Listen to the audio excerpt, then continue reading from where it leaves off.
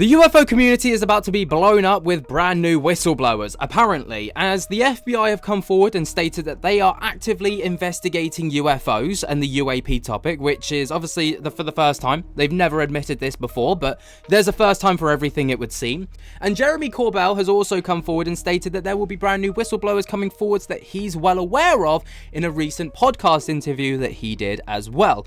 This has been broken down beautifully by the YouTube channel Vetted, so if you want to go and check out like a bit more of a deep analysis, obviously go over to his video after this one. But it seems like we're all kind of heading in the same direction. And then when you've got the context of Anna Paulina Luna, who's also allegedly going to be coming forward, supposedly, with some kind of UFO information, though I'm not 100% sure if that's the case, it all kind of, it seems like we're all stepping in the same direction and in a positive direction. So for more information on that, here's a short that I made recently. We might be about to get a big announcement for the UFO community. Anna Paulina Luna, in a recent social media post to her Twitter, has stated that she is going to be coming forth with new information that she will be announcing to the world. She stated over on her Twitter, "I have an announcement next week that will impact the entire nation. Press conference date will be announced soon." In response to this, another congressman by the name of Jared Moskowitz actually responded and stated, "I know." And when the Daily Mail reached out to Moskowitz to try and find out a little bit more detail about what this could possibly entail, they asked whether this was going to be something along the lines of UAP disclosure, to which he responded with, "Don't want to get ahead of her, but you're warmish." Now, it's worth noting that these guys have also been briefed in the last month towards UAPs and other hot topics within the UAP community. So it's got everyone thinking that this could possibly be some kind of disclosure effort by Anna Paulina Luna. But let me know what you guys think down in the comments. But let's start with the FBI. So for the first time, details about the secret FBI task force investigating UAP, also known as UFOs, has actually been revealed. And this was revealed by Ryan Graves, who was at Congress last year, no, not last year, the year before, when he whistleblew with David Grush. And the task force comprises of over a dozen FBI staff members tracking UAP activity. The FBI's task force focuses on the potential illegal or dangerous aerial objects violating US airspace, and their duties include both law enforcement and counterintelligence efforts, particularly in cases where UAPs harass military installations or enter national airspace. So, you know, I'm hoping that we might see something off the back of this to do with the New Jersey drone invasion that's apparently still going on, which is crazy because obviously, you know, they've gone awful quiet over on the on the front on that over on the news stations, but apparently it's still going on. The task force repeatedly began its work back in 2020, and Graves' organization, Americans for Safe Aerospace, has been collaborating with a group for about 1.5 years by referring pilots and witnesses for interviews. The FBI agents investigate reported sightings, interview additional witnesses, and address potential security gaps. Obviously, everything that we basically want. Graves indicates that while the group's investigations have yielded significant progress, much of their work remains classified. However, he confirms that both classified and unclassified advancements have been made through their efforts. Graves also expresses concerns about the possible purge of the FBI agents due to political factors related investigations such as those on January 6th. And there is also a fear that agents working on the UAP cases could lose their jobs if caught up in broader personal removals within the FBI. So Graves urges the administration and FBI Director Patel to formalize and resource the task force to ensure continued investigations into UAPs continue. He highlights the importance of the agents' work for national security and the need for institutional support. Graves also reiterates that there is a need for greater protection for whistleblowers and witnesses who provide critical information on UAP sightings, and many witnesses appreciate that the serious agency like the FBI is investigating their reports. Despite progress, concerns about potential risks to whistleblowers and witnesses remain significant. Ryan Graves talks about a hell of a lot within this interview on News Nation, but, you know, the key takeaways are that yes, this is something that the FBI have been working on. Clearly the funding is either drying up or, you know, the gig's up on this kind of secret agency. So, you know, they're kind of asking for broader support from, you know, a lot of places, which I guess is necessary. And then also it's basically like, look, these people are putting their jobs and lives at risk because there's no security or safety for whistleblowers, which we obviously are very well aware of thanks to Dr. Stephen Greer and the like, right? But that's not all the UFO whistleblower news that we've got recently, as Jeremy Corbell appeared recently on a podcast called Others from Another Mother podcast, right? And the podcast was titled Jeremy Corbell, The Wonders of UFOs. In this 2 hour, 43 minute podcast episode, there's a lot that was spoken about, but the key kind of takeaway for me was the fact that brand new secret UFO whistleblowers will be coming forward incredibly soon. Now, obviously, this is very exciting for a lot of people. The most recent one we had was, what was his name? Oh, his name escapes me now. Jake Barber was his name. I forgot his name for a second there. Now, obviously, the jury's still out about Jake Barber and his claims he's come forward. Obviously, there's also Jason Sands that's come forward in the past year. And it seems like they're not going to be stopping anytime soon. But, Jeremy Corbell did have this to say regarding the new UFO whistleblowers coming forwards. And the witness would have been willing, the whistleblower would have been willing to do it, didn't want to, he doesn't want to stay out there. But as a duty. Yeah, and that's the thing. As a feeling of real duty, beyond what I think people understand. Yeah, he thinks it's important, man. So he'd be willing to do it. And I think you'll hear from him soon. Jeremy. So just saying, no, I can't predict the future for other people, but I'm just saying, I believe that you're going to be able to talk with this person on your own soon and judge it on merit. But obviously, another big scandal that we saw from Jeremy Corbell was regarding the UFO Congress meeting that took place back in 2024, where it was spoken about the Immaculate Constellation, right? That was a topic within it.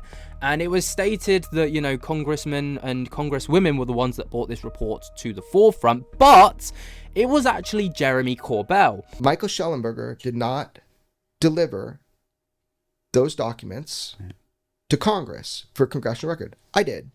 Why does that matter? Right? That's kind of the question. So I said, first, people are going to say it's my ego. We saw that within seconds. Then, they're going to say it was confusion. We saw that day. Yeah. The one that's coming is they're going to tell everybody, just tell a little lie to protect somebody. That's the one that's coming. I'll explain that to you on another podcast. But here's the fundamental truth. The fundamental truth is why this matters is that I saw at that moment that the control system, that all the king's horses, all the king's men, they're shaping the UAP narrative again. If you sit there and don't say, wait, no, that's not how it happened. That's what Schellenberger did, just sat there, right? Then all of a sudden you're going along with that egregious, it was like a very bizarre, she's boasting about these documents, right? But just not getting the basics right that she knows is a lie. I realized at that point, I can't trust them. They're bought. They're bought. If they don't tell it like it is in this field, and you get a whistleblower saying, I'm going to protect you, right? Yeah. Then you've got a real problem moving forward, because then how can you tell somebody you're trustworthy? Right. The one superpower I have is somebody tell me not to say something, I don't say it. So that was like a very bizarre Twilight Zone, because I thought it was like a clerical error, just so simple. Somebody made a mistake. It wasn't a mistake. It is undeniably not a mistake. So why did they do that? I don't care what I think. Those are the facts. The night before I showed the document to Schellenberger with somebody else and didn't let him have it. And he had not seen the 11 pages. Yeah. No. So he was conveyed a bunch of stuff for his article to write, which was great, right? But no, the actual document, that was something that was intentionally not given, because we had set up for months that it would be reviewed and processed and it would go this way. So the actual physical thing, that was important. That was important because chain of custody. It is chain of custody. Yeah. It is chain of custody. But also it's just about who you can trust to be honest, and to why would you change a small thing? Well, maybe what you're doing is you're positioning people. Later, brother, you leaving? Yeah. Take it, boys. Anybody? Maybe what you're doing is you're positioning people to be ordained to be the people that whistleblowers go to, right? But if you can't trust somebody, then, you know, to tell it like it is and to protect your name, and that's what really rubbed me. We lost there. Nancy Mace, right? What was behind this hearing, in my opinion, was that they were trying to collect information and data and find out what people had, and they want to run it their way and shape it their own way. That's the problem I have. But apparently Representative Nancy Mace was very well aware of this, but she was told not to include Jeremy Corbell in any capacity because for some reason they're trying to scrub him from the records. They're trying to get rid of him and erase him, in his own words. Take a look at this clip. You don't sense any other higher influence on them or anything. You think it's... No, I do. Okay, yeah. Rep Burchett said it. Yeah. He was told not to say my name. They were told to erase me. He was told by, he said, the suits, which means one thing, right? No, they were intelligence folks that were there, that I was a security issue, and that's the light way of saying it.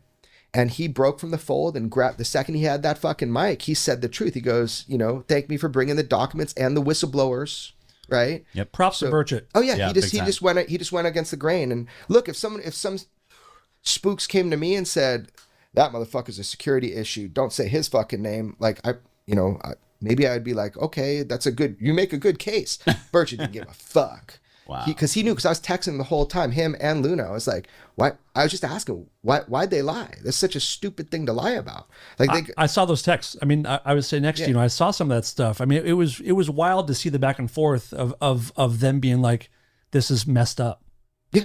Oh, dude, they were told, they went up like each, Burchett went up twice and Luna went up one time to the dais. Like, fuck, like get a lip reader. I mean, they were like, this has been months in the planning, that this, you know, chain of custody, we met the individual eye to eye. Like, why this? Why would you lie about this? The only thing I can think is the positioning of people that you're supposed to trust. And goddamn, that's dangerous as fuck now.